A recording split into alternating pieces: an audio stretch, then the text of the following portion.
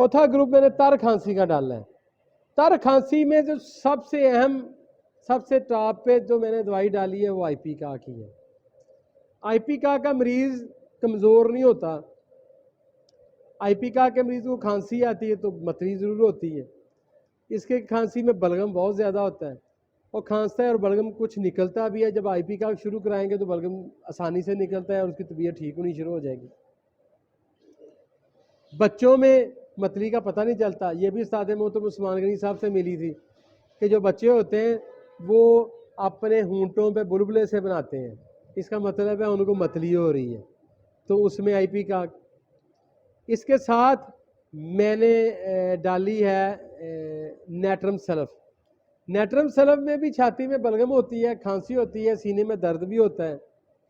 ये दर्द ब्रायोनिया और काली कार्ब की तरह का ही होता है, मगर इनमें फ़र्क ये होता है कि काली कार्ब में भी खांसी खुश्क होती है, ब्रायोनिया में भी खुश्क होती है, जबकि नेट्रम सल्फ की जो खांसी होती है इसमें बलगम बेताशा होती है। सफरावी मिजाज बंदा होता है, ज़बान देखेंगे अक्सर सफरावी मिजाज में पलाहट भी नज़र आ जाती है। इसमें मैंने ये डाली है। अच्छा, जब खांसी बलगमी के हवाले से बात करूँ तो एंटीमोनियम मैंने टाट डाली है, क्योंकि इसके मरीज़ बहुत कमज़ोर होते हैं और खांसी करते हैं और बलगम निकालने की कुव्वत नहीं रखते। अक्सर बच्चों में मिलती है और उल्टी कर देते हैं। मगर आईपीका में कै नहीं होती, उसमें मतली रहती है। इसमें मतली नहीं होती, इसमें कै आनी शुरू हो जाती है और मरीज़ कमज़ोर होता है। और इसके साथ ही मैंने स्टीनम मेट डाली है। स्टीनम मेट का मरीज़ भी बहुत कमज़ोर होता है और बलगम नहीं निकाल सकता, और ये इसकी कमज़ोरी एंटीमोनियम टाट से थोड़ा सा फ़र्क पे होती है। एक तो ये बच्चों में बहुत कम इस्तेमाल होती है, बड़ों में होती है। इसका मरीज़ जब आता है तो आपके क्लिनिक में जब बैठता है तो अपने आप को सीट पे, बेंच पे, कुर्सी पे बैठाता नहीं है, गिरता है और सांस बहुत चढ़ता है। कहता है कपड़े पहनने लगूँ तब भी सांस बहुत चढ़ता है। और उससे एक ही सवाल पूछ लें बस, कि जब वो बलगम आपको गले में आती है और आप उसको थूकते हैं तो उसका जो टेस्ट हल्का सा मीठा फील होता है। अगर मीठा होता तो स्टेनम मेट पे चले जाए, नहीं तो एंटीमोनियम टाट पे जा सकते हैं। फिर मैंने इसमें स्नेगा डाली है। स्नेगा अक्सर बुज़ुर्गों में इस्तेमाल होती है। स्नेगा में बलगम मरीज़ खारिज नहीं कर सकता, और जब बलगम खारिज करता है ना तो उसके अक्सर हल्की सी जलन पाई जाती है गले में और सांस की घुटन होती है, उसमें स्नेगा काम करती है। इसमें मैंने लाइकोपोडियम डाली है। ये मैंने अपने क्लिनिकली एक्सपीरियंस पे डाली है। लाइकोपोडियम मैं उस वक्त इस्तेमाल करता हूँ जब मरीज़ बहुत ज़्यादा कमज़ोर हो जाए और बलगम ना निकाल सक रहा हो। जो भी दवाई आपने उसकी सिलेक्ट की है, एंटीमटार, स्टीनम, जो भी आपने सेलेक्ट की है, आर्सेन की है, नेट्रम सेल्फ की है, जो भी की है, उसके साथ एक डोज आप लाइकोपोडियम की दे दें। मैं अक्सर 200 में देता हूँ। उससे ये होता है कि उसके अंदर लंग्स में एनर्जी पैदा हो जाती है, बलगम आसानी से निकालते हैं। और मैं इसको पहचानता कहाँ से हूँ, ये बच्चे या बड़े अक्सर आते हैं, उनको सांस बहुत ज़्यादा चढ़ता है और इतना सांस चढ़ता है कि उनकी नाक अक्सर हरकत करने लग जाती है। जैसे ज़्यादा बंदे को सांस चढ़ा हो ना तो नाक हरकत करती है। उस बेस पे मैं इसको देता हूँ और फिर एक आधी डोज देता हूँ। ज़्यादा केस हो तो 2-3 डोजें भी देते हैं, मगर फिर आज दे दी, कल को फिर दे दी, परसों को फिर एक आध डोज दे दी। बाकी दवाई जो भी उसकी चलती रहती है। ये इसके सांस को बहुत अच्छा बहाल करती है। अच्छा जी, इसके बाद मैंने हैपर सल्फ डाली है।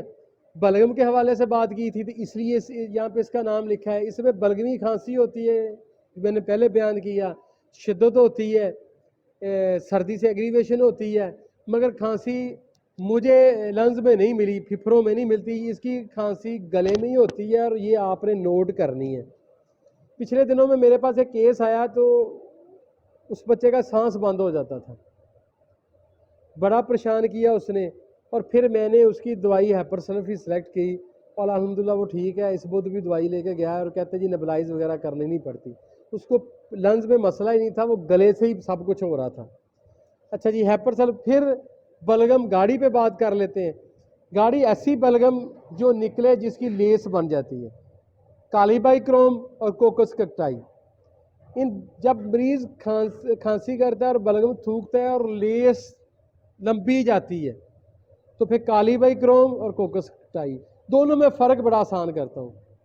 वो फ़र्क क्या होता है काली बाइक्रोम में वो पीले कलर की बलगम होती है, तो कोकस कटाई में वो सफ़ेद कलर की होती है।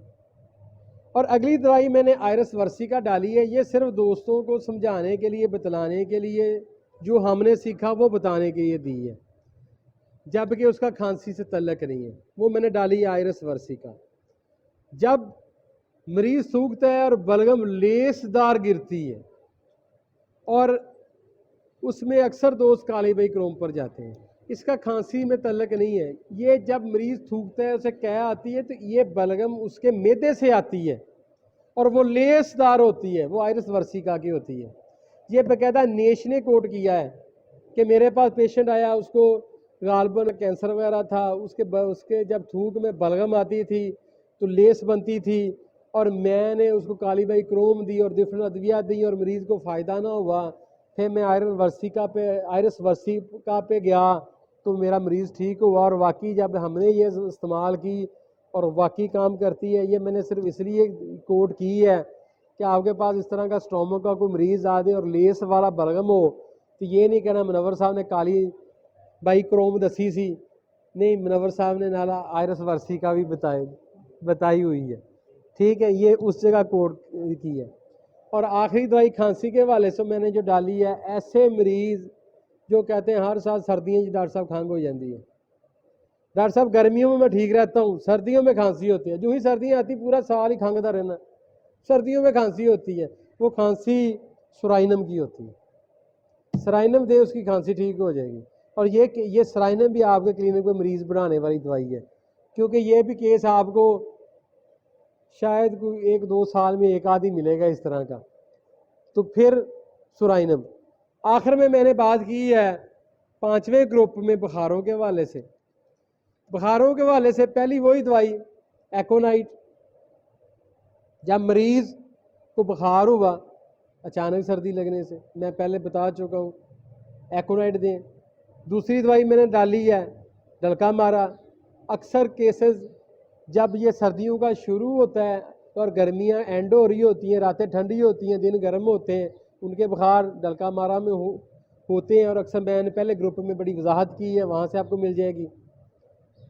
अगली ब्रायूनिया डाली है। जब सर्दी ख़त्म होती है और गर्मी शुरू होती है और अक्सर केसेस ब्रायूनिया में मिलते हैं, तो उसमें बुखार पे भी आप गौर करें, आपको लाजमी मिलेगी। और फिर आगे जो बुखारों में चलने वाली दवाई है बेलाडोना। बेलाडोना में बुखार अक्सर सर्दियों में मिलता है, सर गर्म होता है, पाँव ठंडे होते हैं। बच्चे के सर को हाथ लगाएं तो सर गर्म होता है, तप रहा होता है और पाँव ठंडे होते हैं। अच्छा, इसकी आपको क्रॉनिक भी मिलेगी, किलकेरिया कार्ब। सर को हाथ लगाएं, सर गर्म होता है, पाँव ठंडे होते हैं। पहली बात, अगर बेलाडोना दे काम ना करे तो फिर आप किलकेरिया कार्ब पे चले जाएं। दूसरी डिफ्रेंशिएट, अगर मरीज पर खून है, उसको नींद में झटके लगते हैं, बुखार में झटके लगते हैं, तो फिर बेलाडोना। आंखें सुर्ख है तो बेलाडोना। अगर मरीज मोटा ताज़ा है, पिलपला सा है, उसके सर को पसीना ज़्यादा आता है और सर गर्म है, तो फिर किलकेरिया कार्ब पे चले जाएं। आर्सेनिक अगेन वही, जब भी बुखारों में आर्सेनिक चलेगी, मौसम है सर्दियों का आएगा, जिस तरह मैंने आर्सेनिक की अलामतें बताई हैं, नज़ला होगा, ज़ुकाम होगा, आंखों से पानी होगा, मरीज़ बेचैन होगा, उसे बुखार होगा, तो उसमें आर्सेनिक। और अक्सर एक और बड़ी बात इसकी बताता हूँ, अक्सर मिल जाते हैं बच्चे आइसक्रीम बर्फ़ का गोला वगैरह खाते हैं, ठंडा पानी पीते हैं, और जब गला ख़राब होता है उसमें सबसे पहले आर्सेनिक ही चलती है। ठीक है, आर्सेनिक लगाएं। बीटा कार्ब बहुत अहम है, इसके केस कम मिलते हैं और आर्सेनिक से ठीक नहीं होते, बेलाडोना से ठीक नहीं होते, ब्रायूनिया से ठीक नहीं होते। ऐसे बच्चे जिनको गले का बुखार हो, टॉन्सिस का बुखार हो, वो बीटा कार्ब ही ठीक करती है।